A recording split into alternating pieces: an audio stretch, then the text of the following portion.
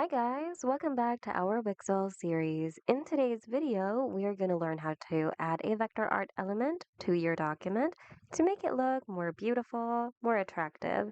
Here, let's get started. Here on the Wixel Editor, let's go to Add Elements on the action bar above. And on this panel, we're going to scroll down until we see the vector art section. Let's click on See More. So on the search bar, type in whatever kind of vector art you're looking for. And once the results show, don't forget to go to the vector art category to filter out results. And feel free to select anything you'd like to use. Once you find one that you like, drag and drop it onto your document and then position it properly.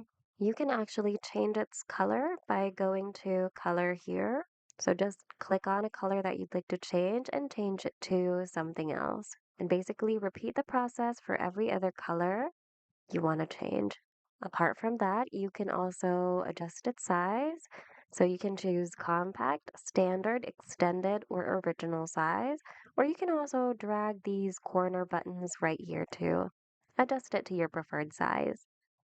And then you can also adjust its alignment. So you can select whether you'd like to align it to the left, at the center, or to the right. So there you go. That's how you add a vector art element onto your document.